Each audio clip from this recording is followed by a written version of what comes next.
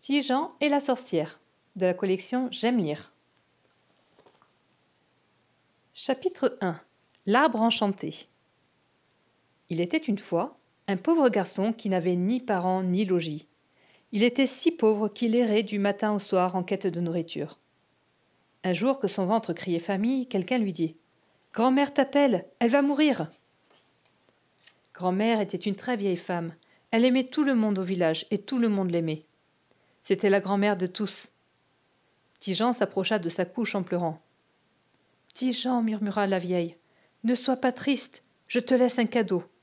Voici 2 petits pains au lait. L'un est pour maintenant et l'autre est pour toujours. Que la terre te protège, que cesse ta misère. » Alors Petit Jean courut au bout du village. Quand il fut seul, il pleura tout son saoul. Puis, comme il avait faim, il mangea le premier petit pain.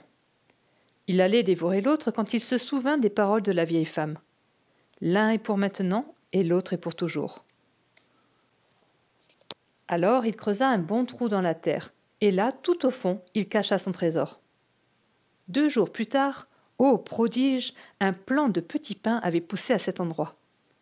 Petit Jean mangea à sa faim, et comme il avait bon cœur, il invita ses amis à manger avec lui. Quelque temps après, le plant devint un bel arbre chargé de petits pains bien tendres.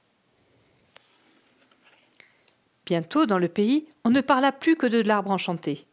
Petit Jean y passait tout son temps. C'était devenu sa maison. Il vendait ses pains et chantait du matin au soir. Pain du matin, pain du soir, couleur d'or et goût d'espoir. Les pauvres ne payaient pas. Ils mangeaient tant qu'ils voulaient. Et chaque jour, les amis de Petit Jean venaient l'aider à arranger son étonnante maison au perché. Chapitre 2. La sorcière. Un jour que Petit Jean était assis seul sur une branche au premier étage de sa maison, une sorcière vint à passer. Elle s'était emmitouflée dans de pauvres haillons pour attirer sa pitié. Elle s'approcha de l'arbre et dit de sa voix la plus douce « Petit, je suis une misérable vieille femme.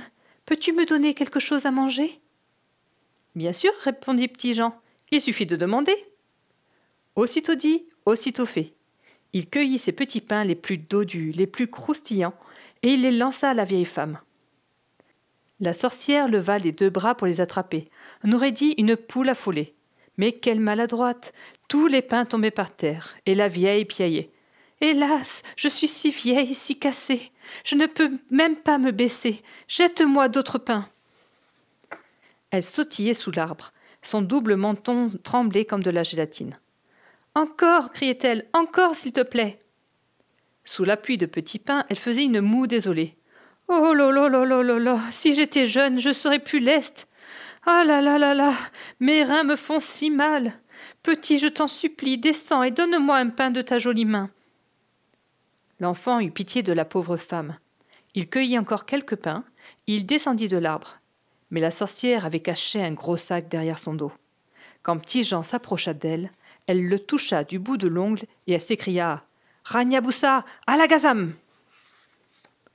Alors, hop, le garçon sentit une force mystérieuse qui le poussait dans le sac. La sorcière n'eut plus qu'à nouer le sac avec une corde. Puis elle le jeta sur son dos d'un brusque coup de poignet et elle se mit en route. Pour savoir ce qui va se passer ensuite, lis vite ce livre, Petit Jean et la sorcière. Bien sûr, il est disponible dans la bibliothèque de la classe. Bonne lecture!